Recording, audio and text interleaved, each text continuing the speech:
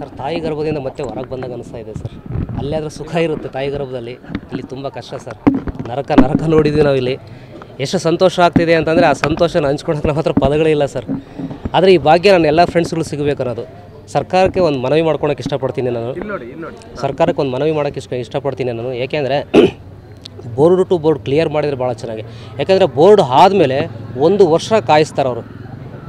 ಅದನ್ನು ಮಾಡ್ದಂಗೆ ಸ್ವಲ್ಪ ಬೇಗ ಬಿಡುಗಡೆ ಮಾಡಿದ್ರೆ ಅನುಕೂಲ ಆಗುತ್ತೆ ಅಂತಂದು. ಅಂದರೆ ಸನ್ನಡತೆ ಆಧಾರದ ಮೇಲೆ ಬಿಡುಗಡೆ ಮಾಡೋದಕ್ಕೆ ಸಾಕಷ್ಟು ಪ್ರೊಸೀಜರ್ ಇದೆ, ತಡ ಆಗ್ತಾ ಇದೆ ಅಂತ. ಹೌದು, ಆ ತಡನ ಸ್ವಲ್ಪ ಕಡಿಮೆ ಮಾಡಿದರೆ ಒಳ್ಳೆಯದು ಅಂತ. ಆ ತಡನ ಕಡಿಮೆ ಮಾಡಿದರೆ ಒಳ್ಳೆಯದು ಅಂತ ನನ್ನ ಅಭಿಪ್ರಾಯ ಸರ್. ಈ 1 ವರ್ಷದ ಹಿಂದೆ ನೀವು ಅಂದರೆ ನಿಮಗೆ ಇದಾಗಿತ್ತು, ಬಟ್ 1 ವರ್ಷ ತಡವಾಗಿ ನೀವು ರಿಲೀಸ್ ಆಗ್ತೀವಿ ಸರ್. 2023 ಜುಲೈ 18ಕ್ಕೆ ನಮಗೆ ಬೋರ್ಡ್ ಆಗುತ್ತೆ ಸರ್. ಎಲಿಜಿಬಲ್ ಇದ್ದೀರಾ, ನಿಮ್ಮನ್ನು ಬಿಡುಗಡೆ ಮಾಡ್ತೀವಿ ಅಂತಂದು ತೊಗೊಳ್ತಾರೆ. ಆದರೆ ಈಗ ಬಿಟ್ಟಿದ್ದಾರೆ. 2024 9ನೇ ತಾರೀಕು ಬಿಡ್ತಾ ಇದ್ದಾರೆ ನಮ್ಮನ್ನು. ಅಂದರೆ 1 ವರ್ಷ ಆಗ್ತಾ ಬಂತು. ಇಷ್ಟು ಡಿಲೇ ಆಮೆಗತಿಯ ನ್ಯಾಯ ಯಾರಿಗೆ ಸಂತೋಷ ಕೊಡುತ್ತೆ ಹೇಳಿ ಸರ್? ಆಮೆಗತಿಯ ನ್ಯಾಯ ಯಾರಿಗೆ ಸಂತೋಷ ಕೊಡುತ್ತೆ? ಸರಿ ಸರ್, ಓಕೆ. ತಾವು ಏನು ಮಾಡಿ ಯಾವ ಒಂದು ಕೃತ್ಯ ಮಾಡಿ ಎಷ್ಟು ವರ್ಷ ಜೈಲಿಗೆ ಬಂದಿದ್ರಿ? ಎಷ್ಟು ವರ್ಷ ಸರ್? 2003ರಲ್ಲಿ ನಾನು ಮರ್ಡರ್ ಮಾಡ್ತೀನಿ ಅಚಾನಕ್ಕಾಗಿ. ಮರ್ಡರ್ ಮಾಡೋ ಉದ್ದೇಶ ಇಲ್ಲ ನಮ್ಮದು. ಒಬ್ಬ ಇಂಜಿನಿಯರು ನಮ್ಮ ತಂದೆಗೆ ಕಮಿಷನ್ ವಿಚಾರವಾಗಿ ಗೊತ್ತಲ್ಲ, ಇಂಜಿನಿಯರ್ ಪರ್ಸೆಂಟೇಜ್ಗಳು, ಆ ವಿಚಾರವಾಗಿ ನಮ್ಮ ತಂದೆ ಹತ್ರ ಲಂಚದ ವಿಚಾರವಾಗಿ ಆಫೀಸಲ್ಲೇ ನಮ್ಮ ತಂದೆ ಹೊಡಿತಾರೆ ಅವರು. ಲಂಚದ ವಿಚಾರವಾಗಿ ನಾವು ಕೈ ಕಡಿಯೋಣ ಅನ್ನೋ ಉದ್ದೇಶ ಅಷ್ಟೇ ನಮ್ಮದು. ಕೊಲೆ ಮಾಡೋ ಉದ್ದೇಶ ಇರಲಿಲ್ಲ ನಮ್ಮದು. ಅಚಾನಕ್ ಮಿಸ್ಟೇಕಾಗಿ ಅದು ಕಡಿತೀವಿ ನಾವು.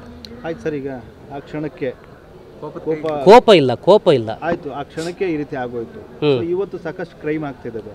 ಸೊ ಅಂಥವ್ರಿಗೆ ನೀವು ಇವತ್ತು ಜೈಲಿನ ಜೀವನ ಅನುಭವಿಸಿದ್ದೀರಾ. ಓಕೆ, ಹೊರಗಡೆ ಏನು ಕ್ರೈಮ್ ಮಾಡಬೇಕು ಅಥವಾ ಮಾಡ್ತೀನಿ ಅನ್ನೋ ಅಂತ ಏನು ಹೆಚ್ಚಾಗ್ತಾ ಇದೆ. ಸೊ ಅಂಥವ್ರಿಗೆ ಏನು ಹೇಳ್ತೀರಾ ನೀವು? ಏನು ಯಾರಿಗೋಸ್ಕರನೂ ಯಾರು ಜೀವನನ ಹಾಳು ಮಾಡ್ಕೋಬಾರ್ದು. ಅವ್ರು ಯಾರೇ ಇರಲಿ, ಹೆಂಡ್ತಿ ಇರಲಿ, ಮಕ್ಕಳು ಇರಲಿ, ಅಪ್ಪ ಅಮ್ಮ ಇರಲಿ, ಫ್ರೆಂಡ್ಸ್ ಇರಲಿ, ಯಾರಿಗೋಸ್ಕರನೂ ತಮ್ಮ ಅಮೂಲ್ಯವಾದ ಜೀವನನ ಯಾರೂ ಹಾಳು ಮಾಡ್ಕೋಬಾರ್ದು. ನಿಮಗೆ ಸಿಕ್ಕಿರೋ ಒಂದು ಭಗವಂತ ಕೊಟ್ಟಿರೋ ಒಂದು ಅವಕಾಶ ಇದು. ಮನುಷ್ಯನ ಜನ್ಮ ಎತ್ತದೇ ಭಾಳ ಅಪರೂಪ. ನಾವು ಅಂಥ ಜನ್ಮನ ಈ ಕ್ರೈಮು ಅವು ಇವು ಗಲಾಟೆ ಮಾಡ್ಕೊಂಡು ಯಾಕೆ ಜೀವನ ಹಾಳು ಮಾಡ್ಕೋಬೇಕು? ಕಾನೂನು ಇದೆ, ಕಾನೂನು ರೀತಿಯಲ್ಲಿ ಹೋರಾಟ. ಕಾನೂನಿದೆ. ನಾವು ಏನೇ ಮಾಡಿದ್ರೂ ಕಾನೂನಲ್ಲಿ ನ್ಯಾಯ ಸಿಗುತ್ತೆ. ಸ್ವಲ್ಪ ನ್ಯಾಯನ ಸ್ವಲ್ಪ ಲೇಟ್ ಆಗ್ಬೋದು ಅಷ್ಟೇ ಹೊರತು ಬೇರೆ ಸಿಗುತ್ತೆ. ನ್ಯಾಯ ಅಂತ ಎಲ್ರಿಗೂ ಸಿಗುತ್ತೆ. ಬಟ್ ಕಾನೂನು ಕೈಗೆ ತಗೊಳ್ಳೋಂಥ ಕೆಲಸ ಯಾರೂ ಮಾಡಬಾರ್ದು ಅಂತಂದು ನಾನು ಕೇಳ್ಕೊಳ್ತೀನಿ ಸರ್. ಸರಿ ಸರ್, ಈಗ ತಾವು ಜೈಲ್ ಜೀವನದಲ್ಲಿ ಪುಸ್ತಕ ಬರೆದಿದ್ದೀರಾ. ಏನು ಪುಸ್ತಕ ಸರ್? ಕೊಲೆಗಾರನ ಪ್ರೇಮದ ಸಾಲುಗಳು ಅಂತ ಹೇಳ್ಬಿಟ್ಟು ಒಂದು ಕವನ ಸಂಕಲನ.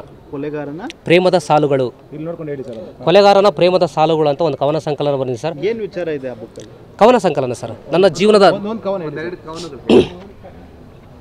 ಜೀವನದ ಅನುಭವ, ಬುದ್ಧನ ಬಗ್ಗೆ. ಅಂಧಕಾರ ಭೂಮಿಯ ತುಂಬ ಹಾಹಾಕಾರ ಅಂತೇಳಿ ಬರುತ್ತೆ, ಸ್ಟಾರ್ಟ್ ಆಗುತ್ತೆ ಸರ್. ಅದನ್ನು ಇಲ್ಲ ಆ ಥರ ಕವನ ಸ್ಟಾರ್ಟ್ ಆಗುತ್ತೆ. ನನ್ನ ಜೀವನದ ಬಗ್ಗೆ ಸಾಕಷ್ಟು ಕವನಗಳಿದೆ ಸರ್. ಕವನದ ಒಂದು ಬುಕ್ ತಂದು ಕೊಟ್ಟರೆ ಚೆನ್ನಾಗಿರುತ್ತೆ, ಕೊಡ್ತೀನಿ ನಾನು ನಿಮಗೆ. ಹೌದು ಸರ್. ಈಗ ಇನ್ನೂ ಜೀವಂತವಿದೆ ಸಾಯಿಸಿ ಅಂತ ಹೇಳ್ಬಿಟ್ಟು ಒಂದು ಕಥಾ ಸಂಕಲನ ಸ್ಟಾರ್ಟ್ ಮಾಡಿದ್ದೀನಿ. ಅದನ್ನು ಇಷ್ಟಾಗಿ ಬಿಡುಗಡೆ ಮಾಡ್ತೀನಿ, ಹೊರಗಡೆ ಹೋದ್ಮೇಲೆ ಬಿಡುಗಡೆ ಮಾಡ್ತೀನಿ. ಕೊಲೆಗಾರನ ಪ್ರೇಮದ ಸಾಲುಗಳು ಅಂತ. ಹೌದು.